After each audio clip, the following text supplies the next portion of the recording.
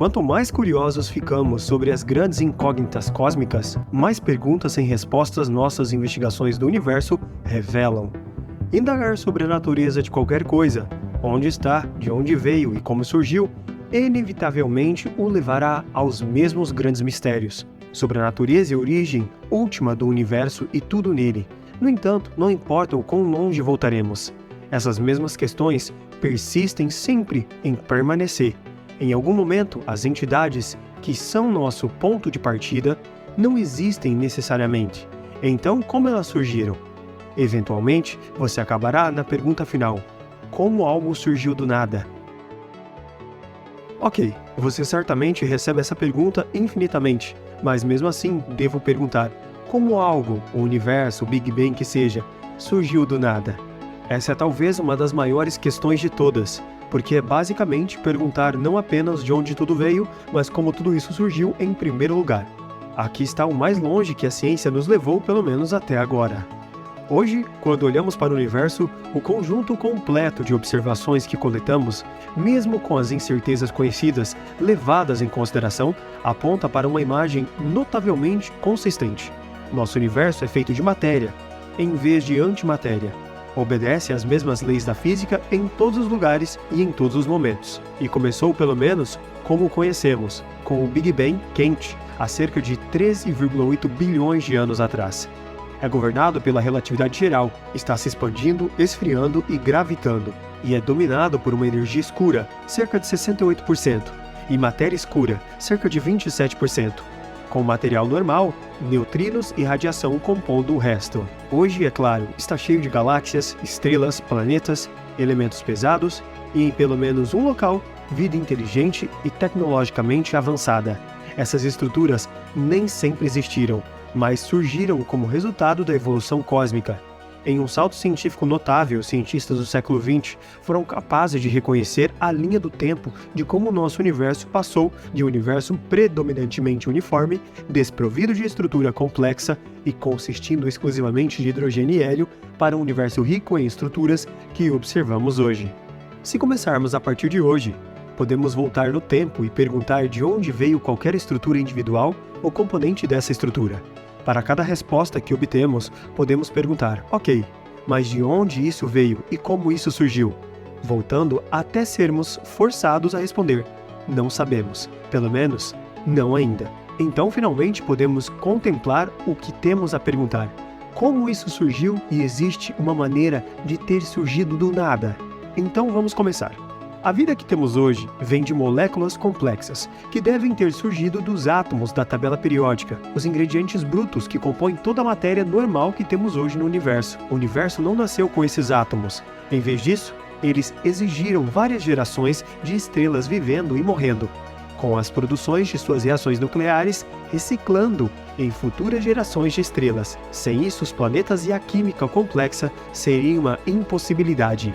Para formar estrelas e galáxias modernas, precisamos de gravitação para atrair pequenas galáxias e aglomerados estelares uns para os outros, criando grandes galáxias e desencadeando novas ondas de formação estelar. Outro ponto é que exija coleções de massa pré-existente, criadas a partir do crescimento gravitacional, que requerem halos de matéria escura para se formar no início, evitando que os episódios de formação de estrelas ejetam essa matéria de volta ao meio intergaláctico. Outro ponto é que tudo isso requer um equilíbrio certo de matéria normal, matéria escura e radiação para dar origem à radiação cósmica de fundo, os elementos leves formados do Big Bang quente e as abundâncias, padrões que vemos neles. Outro ponto é que exigia flutuações iniciais de sementes, imperfeições de densidade para crescer gravitacionalmente nessas estruturas. Outro ponto é que requerem também alguma forma de criar essas imperfeições, juntamente com alguma forma de criar matéria escura e criar as quantidades iniciais de matéria normal. Estes são 3 ingredientes-chave necessários nos estágios iniciais do Big Bang quente para dar origem ao universo como observamos hoje. Assumindo que também exigimos que as leis da física e o próprio espaço-tempo existam, junto com a própria matéria e energia, provavelmente queremos incluí-los como os ingredientes necessários que devem surgir de alguma forma. Então, em suma, Quando perguntamos se podemos obter um universo do nada ou não, essas são as novas entidades até então inexplicáveis que precisamos para de alguma forma surgir. Para obter mais matéria do que antimatéria, temos que extrapolar de volta para o universo primitivo, para uma época em que nossa física é muito incerta. As leis da física, como conhecemos, são em certo sentido simétricas entre matéria e antimatéria. Cada reação que já criamos, observamos, só pode criar ou destruir matéria e antimatéria em quantidades iguais.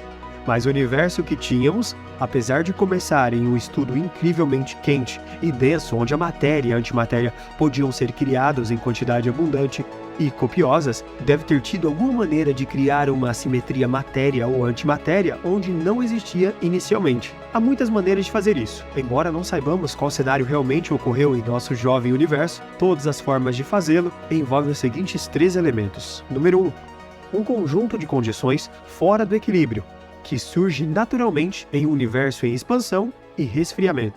Número 2. Uma maneira de gerar alterações que violam o número de baryons, que são cenários além do modelo padrão que permitem as maneiras adicionais de elementos.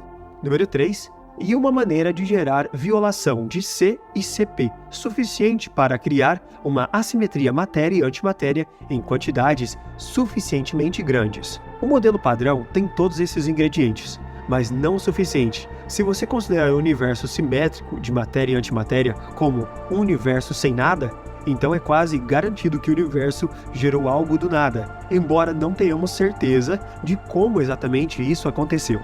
Da mesma forma, existem muitas maneiras variáveis de gerar matéria escura. Sabemos de testes e pesquisas extensivos que qualquer que seja a matéria escura, ela não pode ser composta por quaisquer elemento presente no modelo padrão. Qualquer que seja sua verdadeira natureza, ela requer uma nova física além do que é conhecido atualmente. Mas há muitas maneiras pelas quais ele pode ter sido criado, incluindo de ser criado termicamente no quente lá do universo no início e em seguida falhar em se aniquilar completamente, permanecendo estável depois disso, que é o que temos hoje, ou de uma transição de fase que ocorreu espontaneamente quando o universo se expandiu e esfriou, arrancando partículas massivas do vácuo quântico, por exemplo, o axion. Também podemos dizer com uma nova forma de neutrino que pode se misturar com os neutrinos conhecidos, ou seja, o neutrino estéreo, ou como o neutrino pesado de mão direita que existe além dos neutrinos convencionais. Ou ainda como um fenômeno puramente gravitacional, porque existe matéria escura hoje quando o restante do universo parece funcionar muito bem desde o início sem ela. Deve ter havido alguma maneira de gerar essa coisa, onde não havia antes, mas todos esses cenários requerem energia. Então, de onde veio toda essa energia? Talvez de acordo com a inflação cósmica, nossa principal teoria de origens pré-Big Bang do universo, ela realmente veio do nada. Isso requer um pouco de explicação e é o que se estende com mais frequência por um universo do nada. Quando você imagina os primeiros estágios do Big Bang quente, você tem que pensar em algo incrivelmente quente, denso, alta energia e quase perfeitamente uniforme. Quando perguntamos como isso surgiu, normalmente temos 2 opções. Número 1. Podemos seguir o caminho da Lady Gaga e apenas afirmar que deve ter nascido assim. O universo nasceu com as propriedades que chamamos de condições iniciais e não há mais explicação. Como físico teórico chamamos essa abordagem de desistir. Ou então podemos fazer o que os físicos teóricos fazem de melhor: tentar inventar um mecanismo teórico que possa explicar as condições iniciais, provocando previsões concretas que diferem do padrão, prevalecendo as previsões da teoria e depois saindo em busca de medir o parâmetro crítico. A inflação cósmica surgiu como resultado dessa segunda abordagem e literalmente mudou nossa concepção de como o universo surgiu. Em vez de extrapolar quente e denso de volta para uma nova singularidade infinitamente quente e infinitamente densa, a inflação basicamente diz: talvez o Big Bang quente tenha sido precedido por um período em que a densidade de energia extremamente grande estava presente no próprio tecido do espaço. Talvez o Big Bang quente tenha sido precedido por um período em que a densidade de energia extremamente grande estava presente no próprio tecido do espaço, causando ao universo uma expansão a uma taxa implacável. E quando a inflação acabou, essa energia foi transferida para a matéria e antimatéria e radiação, criando o que vemos como o Big Bang quente, ou então o rescaldo da inflação. Em detalhes mais profundos, isso não apenas cria um universo com a mesma temperatura em todos os lugares, planicidade espacial e sem relíquias remanescentes de uma hipotética grande época unificada, mas também prevê um tipo de partícula espectro de flutuações de sementes, ou seja, densidade, que então já dissemos.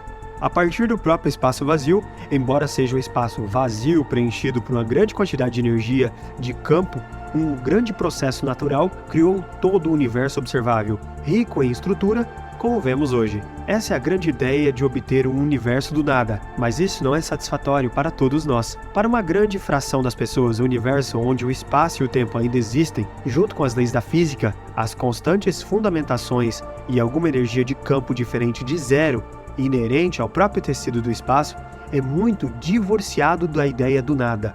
Podemos imaginar, afinal, um local fora do espaço, um momento além dos limites do tempo, um conjunto de condições que não têm realidade física para restringi-los. E essas imaginações, se definirmos como realidade física, com coisas que precisamos eliminar para obter o verdadeiro nada, certamente são válidas, pelo menos filosoficamente. Mas essa é a diferença entre o nada filosófico e a definição mais física do nada.